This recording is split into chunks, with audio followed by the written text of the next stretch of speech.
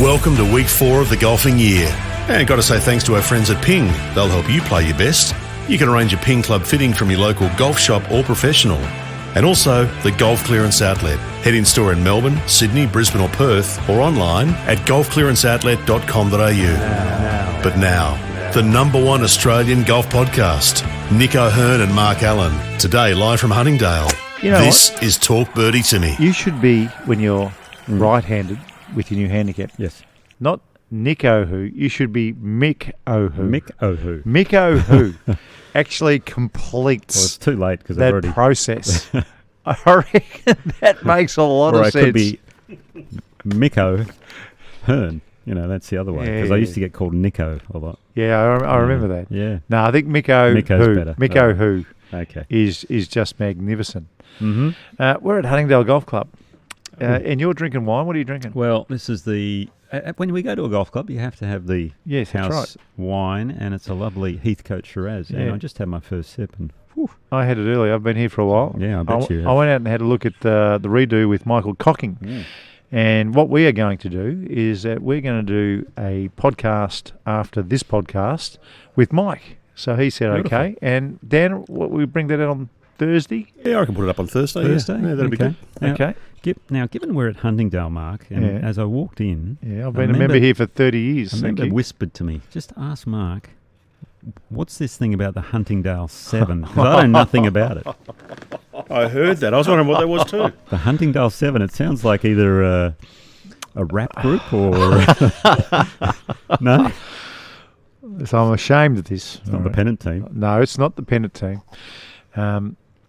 We're in a beautiful new clubhouse here at Huntingdale Golf Club. If you haven't seen it, it's just fantastic. I mean, the views are incredible. But on the old clubhouse, once upon a time, after a few beers after Saturday morning golf, House Shirazes, yeah. A few beers turned into 1,000 beers. A hire buggy ended up on the roof. On the roof? Here at Huntingdale. How do you get a hire buggy on the roof? Did you climb up? Well, hang on. I'm not saying who it was. Not long after that hire buggy was discovered on the roof the next day, the trainee got here early, saw it up there, couldn't get it down. Mm-hmm. 7 of us were summoned to the committee room to explain how a buggy got on the roof. Okay. But amazingly, nobody knew. Right. Not a soul. Even though you're nothing to see. All here at the time? Nothing to see here. Anyway, we all got 6 months suspension. 6 months? 6 months suspension. Oh. Except my brother, he got a year because he was a serial offender. And yes, we've been known as the Huntingdale 7 ever since. So hang on. They knew it was you guys to some degree, but they just didn't quite know how much involvement. Who right? it was. Listen.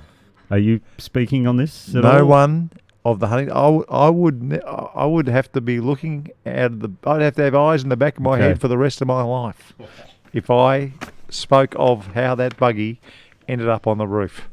And I don't know how it did, Nick. So don't ask me. Okay. I don't know. I've got no idea. Once you stop recording, Dan, I'll ask him. Hey, I'm excited about what we see out the window.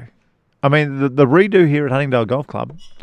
I'm going to put this to Michael Cocking a little bit later. Once upon a time, when David Inglis and Frank Williams, who started the Masters, when the Masters was roaring, and when Greg Norman was a superstar, he was Tiger Woods before Tiger Woods was Tiger Woods, and they had to lock the gates here. I remember one year it was Faldo and Norman, and they played on the weekend, and the fairways were 10 deep. This golf course, Huntingdale, was in the top 100 golf courses in the world. And that wasn't so much because of Huntingdale, that was because of what was created here. The Australian Masters was so big. And the Australian Open was kind of the one that we all wanted to win.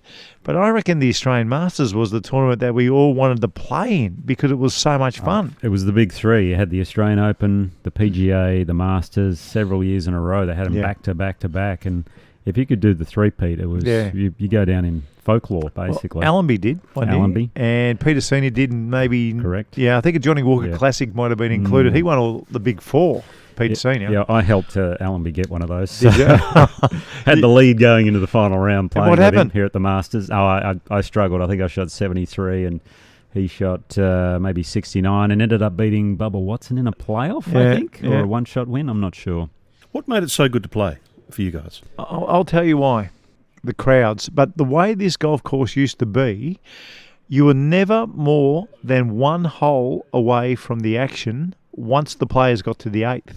So what would happen here, we're in the clubhouse at the moment, if Greg Norman hit off, you could quite often you'd get here and you'd hear him hit off and then they'd all trudge off. You'd come in for lunch and a few beers. Then you'd be watching the TVs in the clubhouse and you saw him hitting off the 7th. Well, you just walk down 9 and you'd watch him hit in to 8. Then he'd walk up 9 and you'd watch him play that hole. Then you'd walk over to 10 and you'd watch him hit off 10. And that's 70 metres away. Then he'd walk over here and have a beer. Then you'd go and watch him over hitting into 12, hit off 13, he'd come back and have a beer. Then 16, just over here, is next to the clubhouse. You'd watch him hit into 16, hit off 17, and then it's a stroll, 20 metres over here. So you could literally have 6 beers and almost watch the entire back nine of Greg Norman, and that was the most amazing thing, the feel and the people around the clubhouse. Now I know how the Huntingdale 7 came about. 6 beers, just watching a bit of golf. So the question was what made it so good to play, and every answer you gave then revolved around beer. Well, that's what this tournament was all about. It was about having fun. It was about seeing some of the best players in the world, and the crowds were just enormous. The other thing about the Masters was it was in February. And I keep on telling people this. You know, cricket starts in November. We get sick of cricket pretty much after New Year's. Then the tennis starts, and then we get sick of tennis as soon as the Australian Open finishes. And then the tournaments that used to be in February, it was golf's time to shine. And if you were leading the Masters, for instance, then you'd get the Nico who on the back page of the it was guaranteed because it was the biggest show in town because we were sick of all the other sports. Yeah. Plus you were playing for that coveted gold jacket. Yeah, that was big, wasn't it? Our buddy Craig Spence has one of those. Remember he beat Norman? Yes. That 6-iron into the last. That was one of the iconic shots in Australian golf. You always had Jack Newton and Paddy Welsh. Yeah. The tradition continues. Sandy Roberts. Yeah, that's right. And the crowds. There was something unique about this golf course and the history. You know, you'd walk around the old clubhouse and you could see it all. I'm sure it's still here in the new clubhouse, but it was something very special. And all you had to do around that time was just say the Masters, and everyone knew what you were talking about. Nicole Spence, Craig's wife, lovely girl, she told me once that when the kids went off to Nana and Grandpa's, that Craig would bring out the gold jacket at dinner. Really? He'd just come out. He'd come out of the bedroom wearing the gold jacket and sit down and have his bangers and mash. Are you sure wasn't going back into the bedroom? G'day, Craig. I hope Nicole. I hope you're both well. I'm sure they are. Well, the big news, Nick, and it doesn't happen too often these days. A kid called Nick Dunlap has won on the PGA Tour. Crazy. I mean, an amateur. I honestly didn't think an amateur. Yeah, I honestly didn't think we'd see that again. Not on the PGA Tour. We've seen it all over the place. When's the last time an amateur won on the DP World Tour? I can't remember. We've seen it happen in Japan. We've seen it happen in Asia. 16-year-olds are doing that sort of stuff on those two tours. Aaron Badley's still in my memory, 1999 at Royal Sydney. But it's a different league over there now because only freaks, and I'm saying that looking at you, Nick, only freaks can be successful on the PGA Tour of America. Yeah, it's a freak show. And yet we've got an amateur capable of shooting almost 30 under. He ended up shooting 200 on the last day and getting to 29 under par. Now, I know that you were playing and you missed some of the action. Can I just fill you in what was going on? Please. I saw the scores first up. I mean, we're in Palm Springs. Yeah. So you're playing in a bit of a dome. Yeah. It's a 3-round cut, 13 under cut. Yeah, it's record by 3 shots. Yeah. And I think the reason being is because it's a Pro-Am format the first few days. So they put the pins in probably the middle of the greens, Exactly. I would imagine, so it's not too difficult for the amateurs. That's why the scoring is so low there. Exactly. But even so, I mean, those golf courses, I think I told you last week that in 1993 I got to the last stage of the US Tour School and we were playing these exact courses. I played that, the PGA West, where they just played the final round. I went to Q School there as well. Those courses, when they first opened, they were billed, especially the stadium course, as the toughest golf course in the whole world. Pete Dye, the La Quinta one I remember that being reasonably hard. Well, Trevino, remember he had the hole-in-one in the skins game there. Yeah, that's right. Very famous. At Alcatraz. A little bit happened at Alcatraz today. Just a little bit, yeah. Yeah, I'll talk you through that as well. But Sam Burns ended up leading the tournament. Dunlap hit one in the water on 7, and there was about 3 players in front of him at one stage. He shot 2 under on the back 9, but when he got to 17 after birdieing 16, he's tied for the lead with Burns. He gets up, knocks it on the green, perfect. JT knocked one on the green, which is great. Burns last to go. Where was JT at this stage? But way back. Oh, was he? Yeah, Okay. got off to a bad start. The second Burns hit the ball, one hand came off the club, and we knew it was in the water. And all of a sudden, after a 5, this kid's got a 2-shot lead. Now listen, Wow. listen to this, because Okay. I know that you kept an eye on scoreboards for a reason. Yep. So he went to the 18th tee, thinking that he had a 2-shot lead.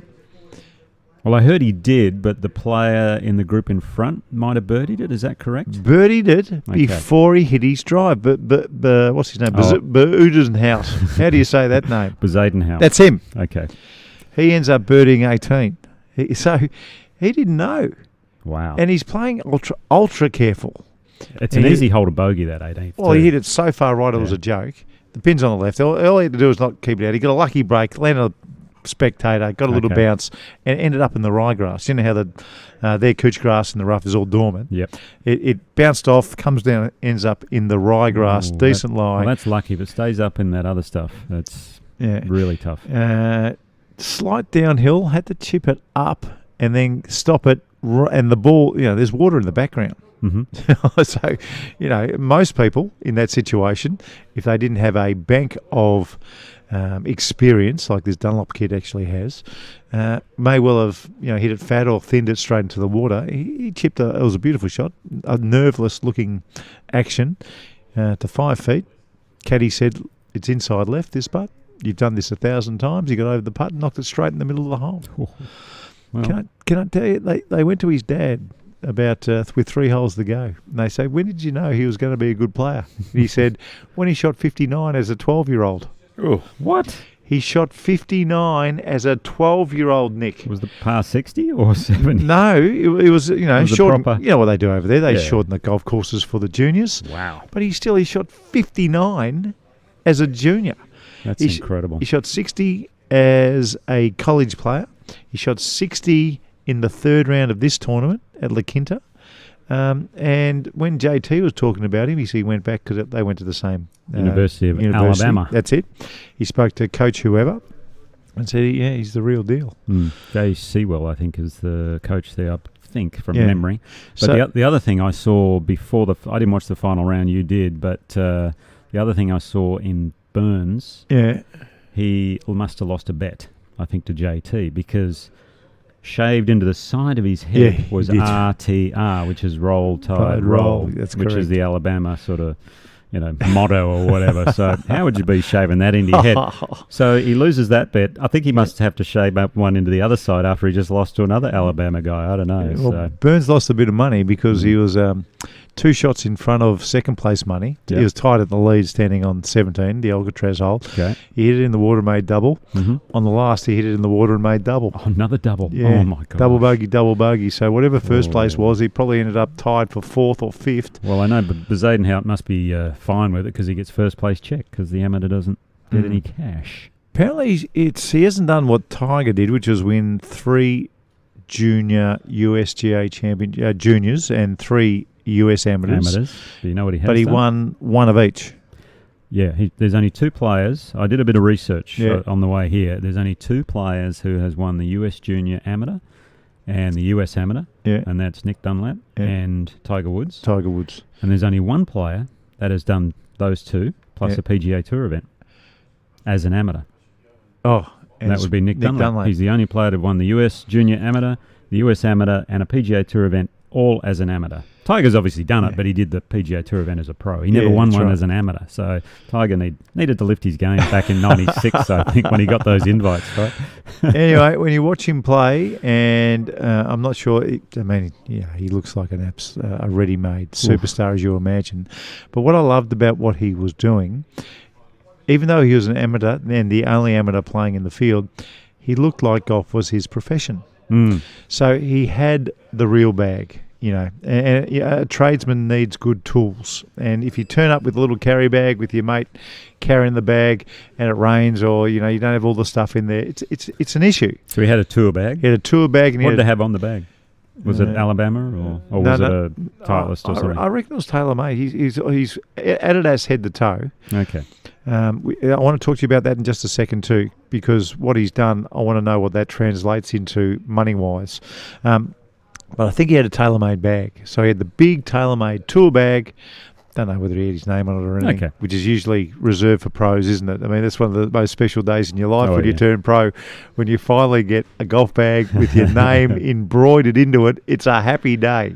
So good. It's a happy day. Okay, so question number 6 or 7. Okay, directed at you.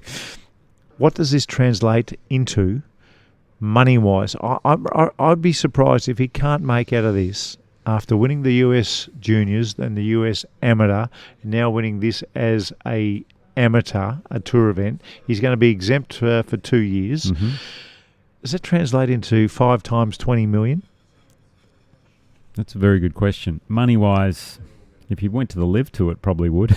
Well, that's question number 8. That's the next question. But let's deal with that in a second. But he's a sophomore in college, so that's his second year out of 4, basically. Doesn't need to go to college anymore. No. That's over. Well, that would be my next question. Would he stay in school, try and get his degree, or is he just turning pro straight away? No, his degree's golf, because this is my best guess.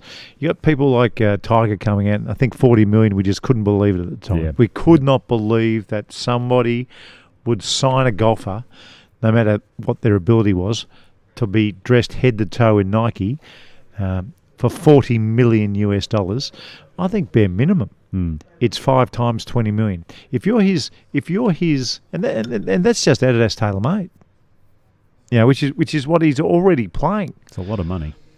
He's a hell of a player. For a 20-year-old. No, I get that. Yeah, it is a big risk, but yeah, you're probably in the ballpark. I would have said maybe 10 to 15, something like that, over 5 years. Yeah, well, I'd clock that. Yeah. So there's no need to stay in college. This is the first deal you're signing. Yeah, you can always go back to school. Well, that's true. He'll be right. Liv will be.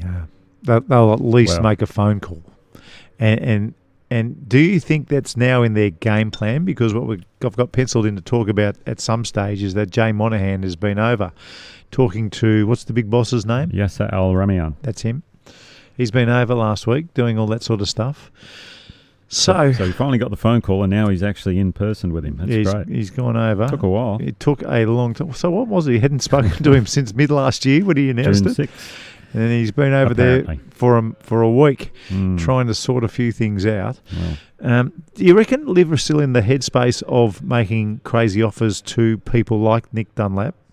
Or do you think after Jon Rahm and his 600 million or whatever it was for 3 years, do you think that's the final, the final kill for LIV to make them to make the PGA understand that it's just not a fair fight? Well, that was the one which has tipped the scales for sure. I mean, they've got the behemoth that they wanted. I mean, you had Cam Smith, yes, but he's not in the same league, and I'm saying this with all due consideration to Cam, but he's not in the same league as Jon Rahm, as we know. He won the Open Championship, so it was perfect timing to them to drop the bomb on the PGA Tour when that happened. Yeah. Now, John's won the Masters, world number 1. Cam was pretty close, wasn't he? Yeah, he was top 5, I think, something like that. It might have even been 2, I would imagine, but a lot will depend on what they're doing with Rahm at the moment. Are they going to add him to an existing team, or are they going to fill out his own team? Because, by the way, we're only 2 weeks away from the start of the LIV season, and we still don't know what's happening with Jon Rahm. Is he going to be an ironhead? Is he going to be a clique where he'll get ownership? Or will they come up with another I don't know, what would you call the Spanish team? The Matadors. The Olays or something like that. I don't know. I don't know. Yeah. But the other big running with the bulls. Yeah, exactly. So I think, LIV has always got that, 700 billion in reserve, so they can do whatever they want when it comes to offering college players and the next superstars, and he's the one. I mean, he's the one, and the other guy was Sargent. I think that's the other really good, who I think he beat at the US Amateur last year to win it. And so you have players like that. You had the Latino guy, Chikara, who ended up winning the LIV event for a little while. So they may go down that route, but I have a feeling they might try and poach one or two of the PGA Tour players, maybe to fill out Rahm's team. Yeah. But if they don't fill out Rahm's team, well then I don't think they're going to do any more, and we'll wait and see. But the thing is, 2 weeks away, the one of the biggest thing that happened last week was Lucas Herbert. Yeah. Has gone to Team Ripper. Yeah. No. What did you think about that? I wasn't surprised. No, I wasn't surprised. I think in a way it suits Lucas. Was he number 69 in the world? So you're thinking, okay, they're not going to get ranking points for a while. So he's got to realise he's not going to play a major for a couple of years at least, unless something happens. Yeah. Where they change the rules. Oh, well, he might play the PGA. Actually, usually it's top 100 in the world get into the PGA. So he'll sneak into that because the PGA's in May these days. That's right. Yeah. So he'll probably get into that one, but again, that's an unofficial ruling. Maybe they exclude those players. I don't really know how they're going to do that, to be honest. But what sort of money do you think he went for? Because that's the big question, isn't it? There hasn't even been speculation on how much money that Lucas went across for. I reckon he'd go around for under $5 million US. Yeah, I thought 10 to 15 myself. A year? What he would per year. Yeah. So how many years are you talking? 2. Okay. No, I thought, I don't know if they do yearly deals anymore. I'm assuming they probably do because they did that with Rahm, didn't they? But I'd say for 2 years he probably went for 15 to 20. Yep, that's my guess. Okay. Yeah. You think 5 a year? I think he would have accepted $5 million a year for 1, 2, 3, 4, 5 years. $5 million US a year. With the option to, if you win more than $5 million, which basically you just got to win an event, and you get $4 million US. Yeah, true. So he's guaranteed $5 million US a year. And what are they playing? 14 tournaments a year? That's just stupid money, isn't it? It's silly. It's for Lucas, where he's positioned in his golf, can't say no. Yeah. He can't say no to that money. And he's going to slot straight into the Rippers by the sounds of it? I don't know Lucas as well as possibly you do. I know Lucas. I mean, I've played golf with him. I don't know him well. I don't know how passionate he is about the game. Is he a historian? Is he in for the love of it, the grind, or is he just doing it as a job? I really don't know. So that would tip the scales one way or the other. Yeah. I think he's doing it as a job. And Lucas, if you get wind of this, that's not... I'm not trying to be disrespectful to you at all, because... A lot of players do it as a job, trust me. Absolutely. Stacks of them do. And there's nothing wrong with that. You deserve... You got to where you got in the game. You can do it however you want to do it. But I think if Lucas is one of those professional golfers who just thinks it's a job, then... This suits those types down to the ground. Team Ripper, they're looking strong right now. They've got Cam, Leash, Jones signed again, and Lucas Herbert. Yeah, well, that's much better. That's much better than... It is. Well, Jed struggled, and I guess he'll be playing Asian? No, he missed Asian tour, didn't he? I don't know what Jed's going to do now, actually. Yeah. What happens to those players? Getting Jed on our pod isn't a bad idea. It's a very good idea. Just to see what happens. Because I don't think... We all understand what happens at the top of LIV, but we don't necessarily... Well, we had Wade on, remember? Yeah, and he was great. Yep. But now where LIV is, it's a different proposition again. It is, yeah. All right, I'll put that on my to-do list. Another guest that you need to get on. Who's the other one? Cam Percy. Cam Percy, James Sutherland. James Sutherland. Keep the list going. Well, can somebody keep this list? I forgot about James and I forgot about Cam. Dan? Yeah. Well, we did remind him a couple of days ago. Yeah, yeah, okay. True. Okay. Well, I got my cocking. He's going to come on. Okay, all right. Monahan. Can we talk about Jay? Sure. How do you reckon the reception was when he got off the plane? You reckon they looked after him, or you reckon they made him get an Uber to headquarters? I have a feeling they looked after him. It's a strange situation that the man who called the shots, apparently hasn't, met with the boss, the bloke in charge of a $700 billion fund for just this sort of thing. I'm confident 2025 we're going to see something very different in the world of golf. Yep. Yeah. I mean, we spoke about this last week, didn't we? I'm still thinking 2026. Yep. I have a feeling. But something will change in 25 for sure. Obviously, this year's done. Yep. Tournament-wise. I mean, the schedules are I think LIV is going to go ahead with their schedule. I mean, they've got most of the tournaments out. Probably still a couple to be decided. But it's for all the golf lovers out there, it's just unfortunate that there's no communication with the media and what's really going on. I spoke about this to you last year. I would be so much more confident if Jay and Tiger were in the room. That would make so much more sense to me. Rory's not on that advisory board anymore. Tiger is the voice that everybody listens to. If Tiger was in the private jet that turned up in Qatar and they all got together in a meeting room, and I would have been so much more confident that we're all pointed in the one direction. But I don't know whether Tiger just doesn't have the time, or whether Jay's a patsy, or whether we've got the full confidence in Jay. Does Tiger want it to happen? That's the other thing. We don't know. No. We don't know. Legacies at stake and things like that. So. But if I was Jay and I want it to work, Tiger's my wingman. Tiger, we're going over to see the big fella. Yep. I want you to come with me. It's going to be a 4-day trip. I reckon we can get some stuff done. That makes sense to everyone, doesn't it? It actually does, Mark. I think. Why? I mean, the fact that doesn't take place scares me a bit. Yeah, a little bit. The problem is, I don't even think they know what's going on. Yeah. and I mean, this is a very distant view I have here, but if they did, I think we'd know a lot more about what was going to happen. So, whatever it ends up being, however it ends up looking and feeling and shaping up, has there been so much damage done to Jay Monahan through the journey that he can't survive? Yep. I don't think he can survive. He's on a big. I mean, he'll be right. Joe will be right. He'll protect himself through all this. He's on $10 million plus a year to run the thing, and he's been doing it for a long time. So he'll be right. But I think it's untenable once the deal's done. Again, that's why I would have been more confident if we're flying Air Tiger, and Air Tiger rocks up at Saudi Arabia, and they all get out and handshake and let's talk business. Last one I want to talk about, I just wrote it down because when we were talking about Nick Dunlap and his professionalism as an amateur playing in the American Championship, you know that golf is his profession.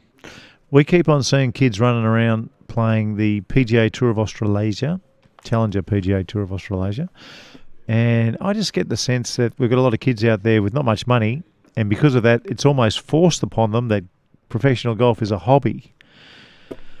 What are we going to do with the no caddy situation when they're playing for some reasonably serious money? I mean, the $45,000 that Kazuma Kabori won on the weekend, that's a down payment on a tour school to Japan or wherever he might want to play.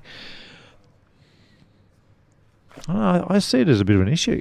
Well, I mean, I think it comes back to the PGA Tour of Australasia, whether they put it in their rules of entry. Yep. That on the weekend, if you are in the top 20 players, you have to have a caddy on the bag or something like that. If you don't have a caddy, the club will find you one. The club will find you one? I can guarantee you, every golf club that holds a tournament, we had it at Cobram Baruga, there would be 20, 15, 14, 16-year-old kids chomping at the bit to get on the bag of someone playing that weekend. Well, what about what we saw? In round 3, you got Andrew Martin and Andrew Kelly playing together. Kelly hits the ball in the right-hand side. Oh, that's right. He lost his ball. All right, we'd been talking about these two players didn't have a caddy. He actually lost his ball, but he found a caddy in the trees. For the rest of the day, he had a caddy. A guy came out pulling his buggy for him. He was just sitting in the trees. That's right. I guess. So you've got all these, wherever they go. They're going to Rosebud this week. It was Conbaruga last week. Where were we the week before that? Heritage, thank you. people everywhere willing just to drag a bag. Yeah, and from a professional's perspective, and I'm putting myself in their playing shoes at the moment, I understand that if you get the wrong person on your bag, it can be a detriment. Yeah. But if you make it a tournament of entry rule, which the PGA Tour of Australasia could possibly do when you sign the dotted line, this is the deal. Look, if you're in the top 20, you're going to be perhaps on TV. It'll not only be fantastic to watch, because it looks much better when you have a caddy when we're watching golf. But you know what? I think it'll actually help you as well, because you need to learn to work with someone on the golf course that's going to help you. Now, you can tell them to shut up if you want. Look, don't talk to me. Yeah. Just pull or carry the bag, whatever works. But I think if we bring that in, that'd make the world a difference. Well, if we do bring it in, they might be inclined to bring their own caddy just in case they found a caddy that they didn't like. And look, the players, if they have a caddy, they're in that top 20, they're going to make a check. They'll just cut them a little few percent off that if they want, or $100 here or there. They don't have to pay them. Give them all the golf balls, whatever. They're going to have a blast, those caddies, I can tell you. When I turned pro, I didn't turn pro to play in pro-ams. But, at the start, when I turned pro, you had to. There was not much on. You had to do something. Yeah. I never played a pro-am without a caddy. Ever. I found a caddy wherever I went. There you go. I mean, it's just to me, it's just an attitude of what you are trying to achieve in the game. Is golf going to be your profession, or is professional golf going to be a hobby? I actually mindset. Just realised I'm a bit hypocritical here because I carried my own bag in the first round of the Australian Open. Yeah, that's right. But you've seen the error of your ways, But Nick. I did have a caddy in the second round. Yeah, your wife flew in. That's right. Gee, that was a big story, because she's a good-looking girl, Alana. It was just across the road, Metropolitan. That's right. She's a good-looking girl, and there's Nico who was leading after the first round, now called Miko who. The next day, had this beautiful girl carrying the bag. It was just fantastic. That's how we roll. Yeah, well done. Hey, before we go to the turn, I want you guys to commentate this lady who's on the putting green out here with her next putt. Can you commentate that for us? Yeah, I did. She's got a lovely backswing to her stroke, and she's wearing a lovely pith hat, I think safari style, but her shoulders stop and she kind of leans into her putts. Watch this, Nick. Okay. She's just lining the ball up at the moment. She's got a line on the ball. She's lining up this 4-footer. Oh, she's going the pre-shot routine, the stroke behind. I like that. She saw your masterclass last week. Oh, she didn't put the right hand on first, though. She's setting it with both hands, which is fine. Actually, so she takes the backswing, then she leans into it. See the lean? Yeah. And that's why she blocked it out to the right. A little bit of a sway there. Yep. That's why she blocked it. It was a lovely stroke, though. I really liked the stroke. It was nice and slow. Top 5 coming up next.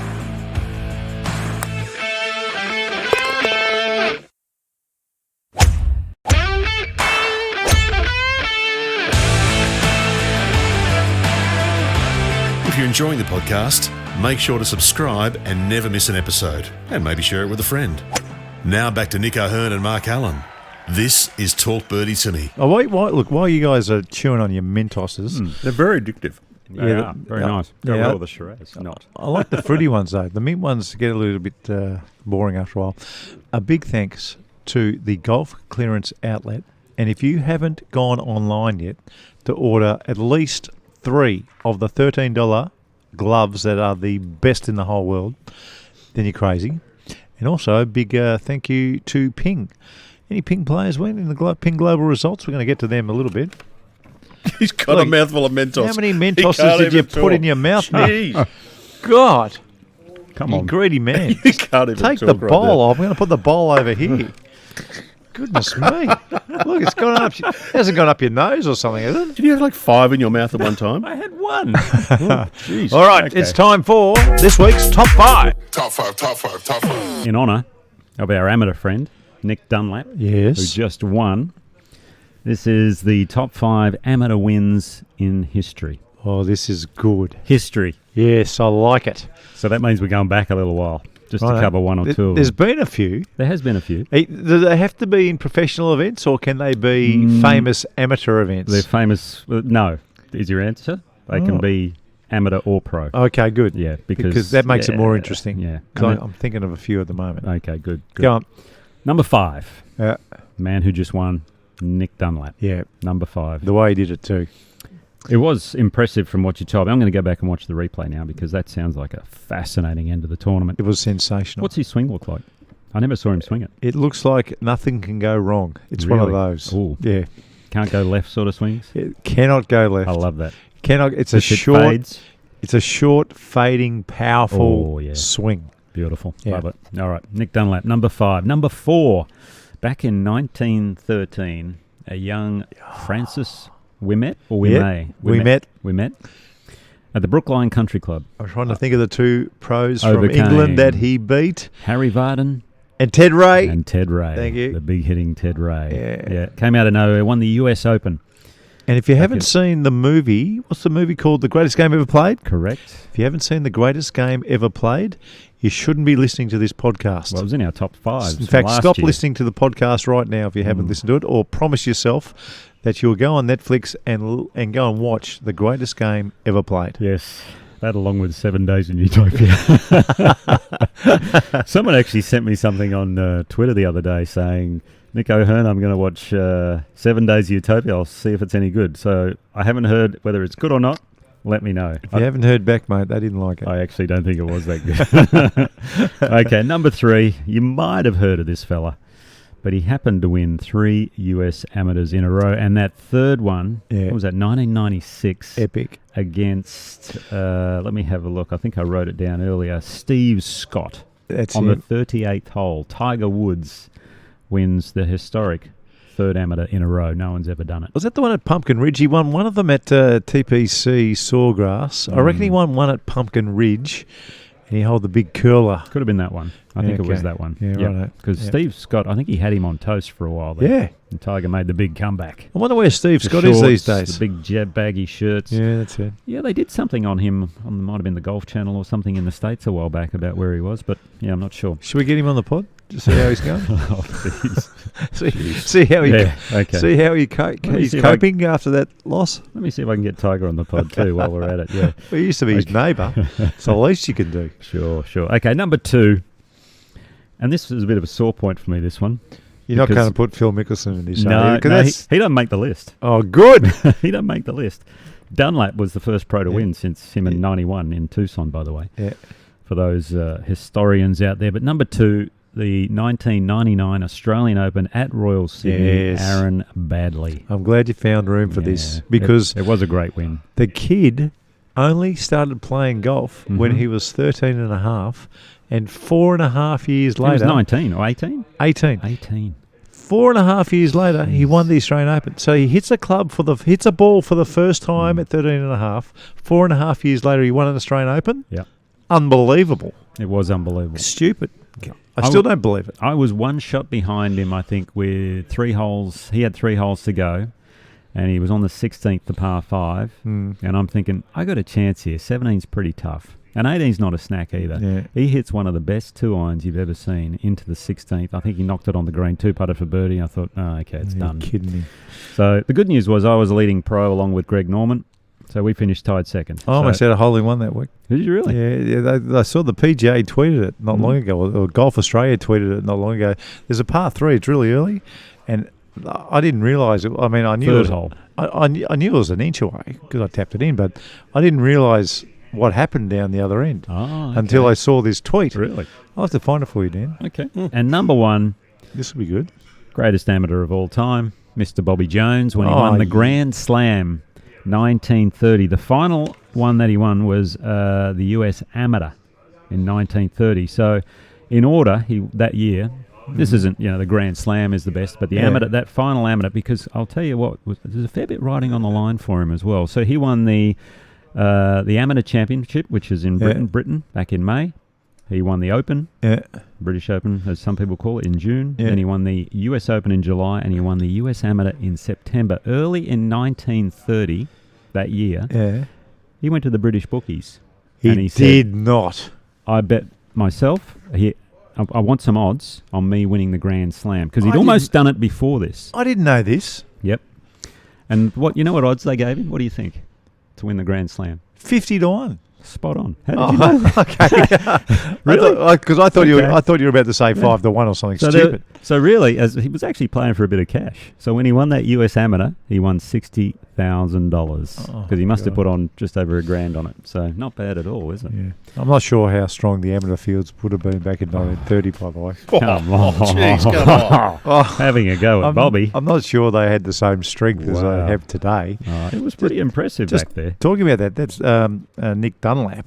When he won the US Amateur, he's the reigning US Amateur, he was like 4 over after the first 7 holes in qualifying for the US Amateur and credited his caddy. Seriously? Yeah, he ended up making it by winning by 2 shots. He's like might have even been 6 over after 7. Same caddy he had Yep, same in caddy. this tournament? Hayden, I think his name is. Okay. Hayden got him back on track. Wow. He ended up making the match play by 2 shots and then went on the win.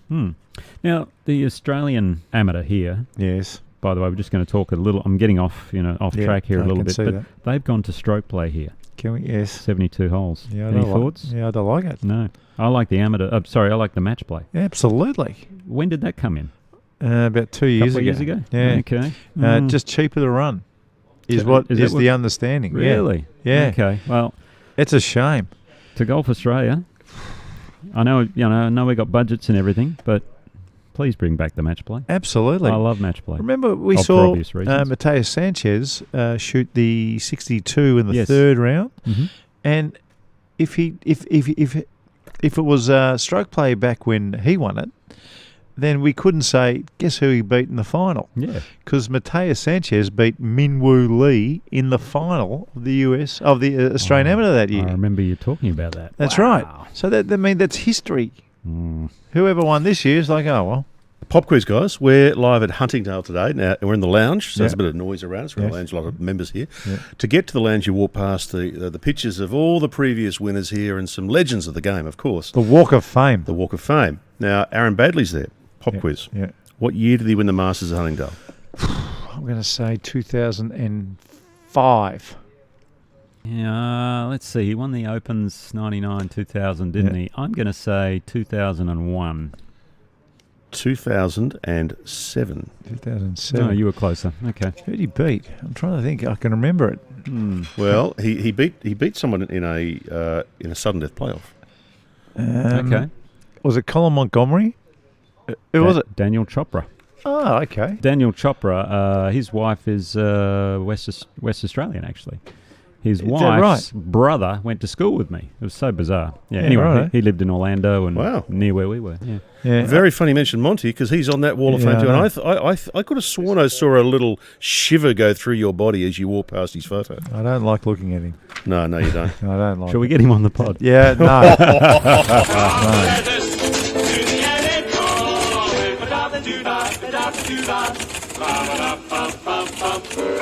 Okay, now first bit of feedback here from Julie Hooker. Julie is from Cooya Beach. Now Cooya Beach is just north of Port Douglas, near Mossman, up in far north Queensland. Yeah. Who, by the way, another cyclone off the coast at the moment. So Yeah, okay. good luck to Julie and anyone else in North Queensland. Yeah. Julie said, "Guys, would you consider doing a masterclass on how to flop shots over green bunkers that land lightly, as our greens here are really small?" Right, so greenside bunker flop shot. I'll do that later because I had a really stupid. I was going to show the don't go left shot. That was going to be my last class. This is much better. I like Julie's much better. All right, I'll get that done a little bit later. Perfect. Greg Pollard said, Nick, can you share your golf link numbers so us punters can follow and watch your progress as Nick O'Who? Yes. Oh, yes. What We'll is do it? that. I want to put your. Does it come up Nico who? I believe it does. So I've put 2 cards in so far, although I played up at Cathedral. I don't think they put the second card in as yet. How many do you need to put in before it starts registering I think properly? you get 3 cards and then you get your handicap. So So you don't have a golf link yet. I've got my golf link. Yeah, they gave me the golf link, but I don't have a handicap as yet. Righto. Well, So do you want it? Do you want me to? hang on. I'm trying to work out how I add you. All right. You all. Let's go to a group. Add a player. Add a player. Yeah. What's your golf link number? 30818 30818 00338. 338. There you go. Please. It has me as NA at the moment. There you go. You can follow along. I've had 2 rounds. I've shot 85 and a 94 so far. So if it doesn't come up yet, for Greg, it'll come up pretty soon. So Yeah. Too funny. before that is very That's funny. too funny. So before we move on, that number 30818 00338. Perfect. Yeah. Righto. Nice. Beauty. Had some feedback from John Artist Golfer, on your masterclass last week, Nick, Okay. on pre-shot routines on the green. Yes. Another great video from the Tiger Slayer. Yeah, I The like that. Tiger Slayer. Appreciate that. Thank I you. like Nick O'Who better, but the Tiger Slayer's close. Actually, in hindsight, maybe I should have put that. Although It'd be a good top 5 one day. I would have slayed nothing as Tiger Slayer if I was playing right-handed. So Nicknames, top 5 nicknames for Nick O'Hearn. Oh, Could be gosh. next week. We got the Tiger Slayer, we got Nick O'Who. Mick O'Hearn. The rest of Mick O'Hearn. Mick O'Hearn, yeah. That could be funny. Shankopotamus. Yeah, that's it. Now, you guys were talking about the Open last week and basically saying how your view was that the format wasn't right and needed some work and the players weren't happy with it. Mm-hmm. Fair bit of feedback on that. We won't go through it all because there was a lot. But Joseph has said, these two events can comfortably stand by themselves, you say. He's talking to you guys here. James Sutherland made it very clear that's not the case. They were both costing far too much money, and that's why they were brought together to save costs. My answer to that is, and it's a very simple one, the Sunshine Tour in South Africa, they've been involved with the DP World Tour for almost 30 years, I would say, 40 years. And every time I put the TV on and watch the DP World Tour on a Thursday and a Friday night, it is littered with South African players. If South Africa, that little country that doesn't do as well as us, are good enough and big enough to have all their tournaments on the DP World Tour, all standalone events, then so can we. Very, very simple. If we couldn't have a men's and a women's Australian Open standalone events, then I am not here. End of story. Well said. Daniel has said, great to have you back, boys. I think the formula-style tour would be amazing, and that's exactly what world golf needs. I also think this would make secondary local tours stronger and increase viewership. By the way, great first pod back of the year. Good on you. Yeah, I think so too. I think there'd be a trickle-down effect. I think you'd find if the Saudis got their way and got the Grand Prix circuit up and going, which includes the majors, I don't think it's a big stretch for somewhere like Australia to get a little $50, $100 million side note. It would be nothing for the $700 billion a year fund. For us to get, if we got $100 million down here, and there was a DP World Tour swing for both the men and the women, please, that's growing the game. Be very nice. Yeah. Dale has said, love the convo around the global tour and the chat about how men's and women's tournaments can work moving forward. So just a nice comment there from Dale. Good on you, Dale. We did a poll last week on the specific issue around the Australian Open, and we had 3 options. 1, did you love it? 2, did you hate it? Or 3, do you think it could work with some tweaks? Right. Good. There was a very clear winner. What do you reckon it might have been? I think the winner would have wanted the Australian Open to be standalone tournaments. I have a feeling it's tweaks. Yeah. 15% loved it. Yep. Love how it is. Yep. 31% hate how it is. Yeah. 31, 1 in 3. Yeah. So that's saying that they want it to stand alone. Yeah. And what's the other one? 53%, they think it could work, but it needs to be tweaked. Yeah, okay. All right, that's fair. Yep. That makes sense.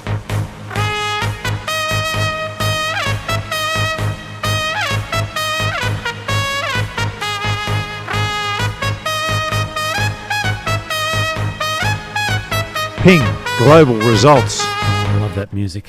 Yeah, it is good. I'm just going to keep talking about it every single week. Chills. Oh, Chills. Please, have another Mentos. Oh, come on. God. Don't have another Mentos. He's Jeez. already had like 8 of them. All right. Yeah, no, I've only had one. It just got you stuck have in not. my mouth for quite You a while. have not so- had one. All Just right. you. Oh, sorry, I've had one Shiraz. That's what it was. So.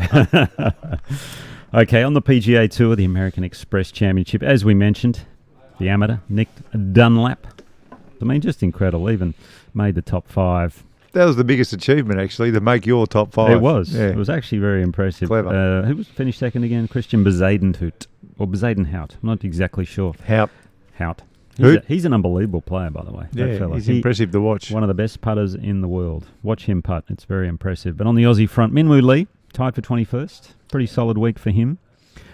Jason Day tied for 34th, and Harrison Endicott. Good to see him back Yeah. out there playing. Tough cut to make, as I Yeah. mentioned earlier in the pod, 13 under. Nice to see Jason Day wearing clothes that looked half decent too. Was he? Yeah. Okay, I didn't. Because the last couple of weeks it's been very Really? ordinary. What was he wearing this time? Well, it just looked more normal Okay. looking street clothes. Okay. We Yeah. could recognise him at least. Yeah, Okay. he didn't look like he was trying to get a hip-hop career going. Okay, fair enough. Yeah. He On didn't look like a Backstreet Boy from the 1990s.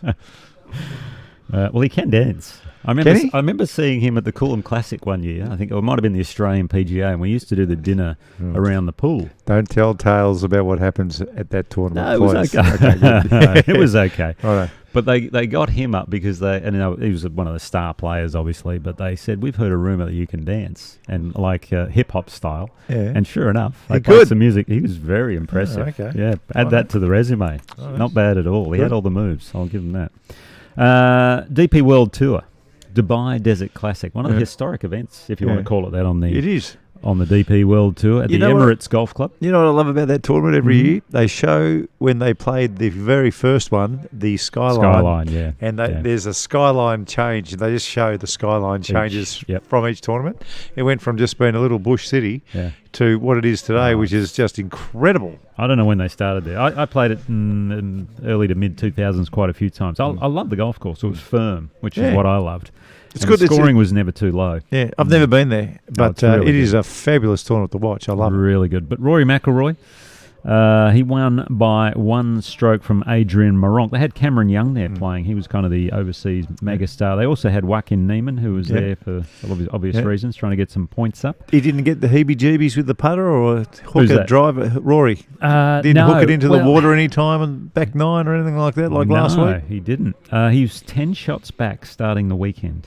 Jewish. 10 shots back. I think he shot a 9 under 63 third round, which got him within striking, maybe a couple behind Cameron Young. Young struggled on the final day, shot a couple over. I think Rory shot a couple under or something like that. Did the British commentators have as much fun with Young faltering in the last day as the American commentators have with European players who falter on the last day? I didn't listen to much of the commentary. I just saw some of the highlights. So, yeah, I'll look into that one. It's noticeable, American commentators. Oh, yeah, they love it. Very noticeable. Yes. No, I think they're a bit more respectful on the other side of the pond. Good. You know, the strange thing was, Adrian Moronk, so he finished second. He just got voted Player of the Year in 2023. Oh, wow. It's voted on by the players. Did not make the Ryder Cup team. Isn't that bizarre? That is bizarre. I didn't know that. Very strange. It's called the Seve Ballesteros Award. That sort of stuff is why the Ping Global Results gets the fanfare that it deserves. Yeah. So Rory's gone back-to-back in Dubai. Remember last year he defeated Patrick Reed? Yep. That was a big win for him. That was huge. That was a war at that stage. There was a war going on between LIV and the PGA Tour. We had something very unusual happen in the third round, but we also saw it here in Australia, but the Højgaard twins played together in the third round. Here in Australia, we had the Kaboris playing together. Seated together. Brother and sister. So they weren't paired together like you get in rounds 1 and 2. They actually played well enough to be seeded. Yeah, the Kaboris and the Højgaards as well.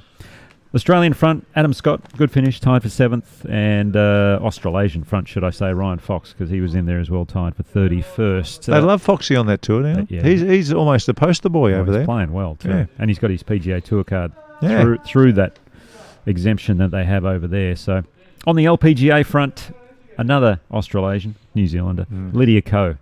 Great win to start the year at the Tournament of Champions at Lake Nona.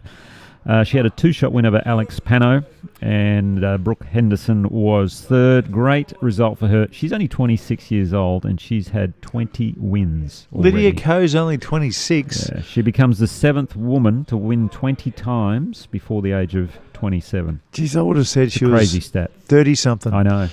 I guess she won the New South Wales Open when she was 14, something like that.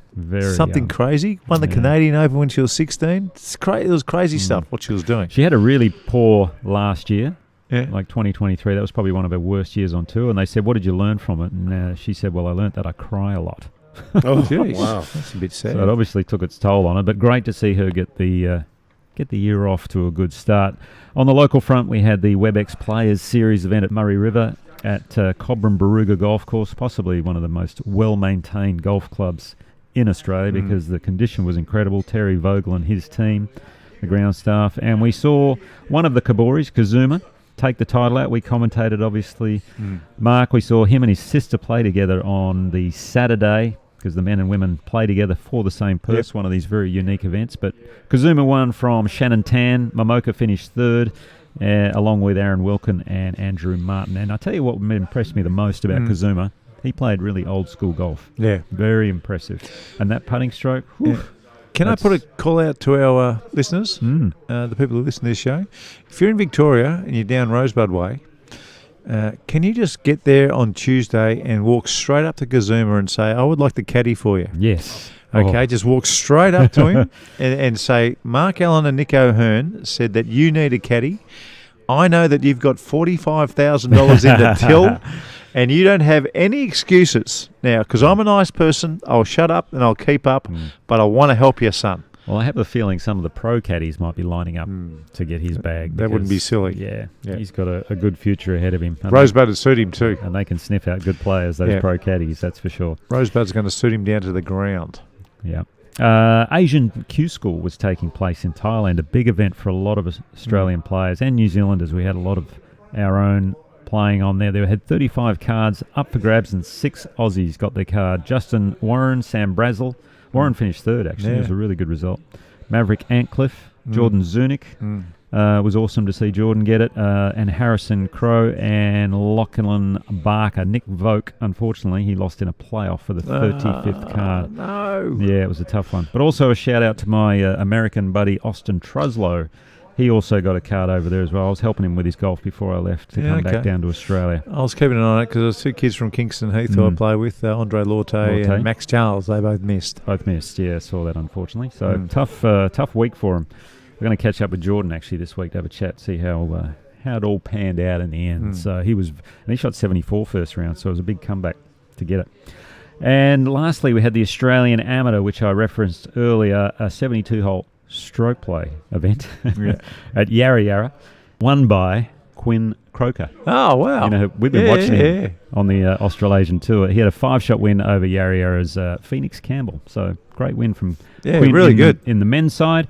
On the women's side... Hang on, that's no surprise the way he's been playing, Croker. He's been crushing He has been just superb. And you watch him swing it and you understand why. I mean, you talk about being prepared and looking like a pro. Yeah. Quinn Croker looks like a pro already. Would have been better if it was match play, but we're not going to go there again. Yeah, but Japan's Mamika Shinchi, only 16 years old, she defeated Amelia Harris. But how did she do it, though? This is ridiculous. Listen to this. So Amelia Harris had a 6-shot lead going into the final round. Mamika Shinchi was 8 under in her last 11 holes. Birdied 8 of the last 11 to win. By 2. Unbelievable. Incredible. Yeah, how's that for an effort? You ever done that? You guys ever done that? No, not finishing a flurry like that. There was one time in the Singapore Open where I was cast and I was gone and I was about 4 over and the cup was going to be even par and I birdied 14, 15, 16, 17 to get there and I hit it 8 feet on the last. I thought, I'm just going to cozy, go straight downhill. And it plopped in. So the even par cut that I thought it was actually ended up being 1 under. So I birdied the last 5 to make a cut. How good. But that's nothing like not to win 8 of the last 11 to win something. To win a golf tournament. I did the same thing in the cut at the Pebble Beach tournament. What'd you do? Monterey Peninsula. I think What'd I you was do? 7 under my last 10 to make the cut. Make the cut on the number? Oh, yeah. It was a tough one. So. They're not, when you do that, the shoulders go back and the chest does come out when that happens. It certainly does. But that is the Ping global result. Well done. Well done.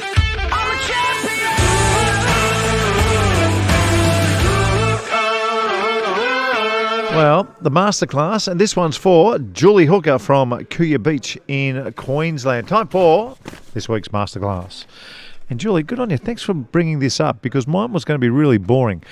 The Phil Mickelson flop shot is what she's after, by the sounds of it. Now, this is a really scary shot, Julie. Very, very scary. And most golfers who are no good at this shot, when they get forced to play it, they tighten up. They grip the club tight and they get tight and they just don't want to make a mistake. That doesn't work.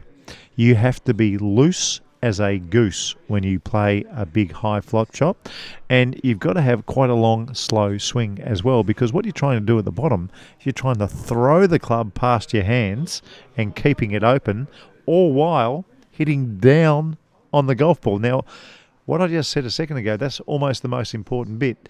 You got to hit down so the ball goes straight up. It's really important. The other bit is when you open the club face up. When I was taught, there's a guy called Eric Duffy right here at Huntingdale Golf Club. He was an old guy. He just used to go around help the juniors. He told me I had to open my club face up so I could put a glass of milk on the club. That's what he told. That was his description. Interesting. Yeah. So you had to open it up so you could just set a glass of milk on the club and you wouldn't spill a drop at address. So you've got to do that. The club face has got to be way open. But long and loose, throw that club head under and make sure the club is going down when you hit the ball, not up. Otherwise, you'll career it right across the green. Love it. Good on you, Jules. I look forward to seeing you do that off a nice tight lie. Yeah, well, I'm just Over a bunker? I'm just going over there, and as usual, it'll be just one take, Nick. Of Just one course. take, as usual. Well, thanks very much to Huntingdale Golf Club. It has been wonderful to be here. Greg Smith and Alex McGillgrave. Thanks to everybody, and all the best, Michael Cocking and OCM, with this masterful redo that we all know is going to happen. And we're going to chat to Mike on Thursday. Have we found him? Have we made a call? I mean, he said he was going to be here. Now, he's walking around somewhere. Yeah. We'll get him on. We'll find him. Fingers crossed. I'll tell you what, I can't wait to see the finished product.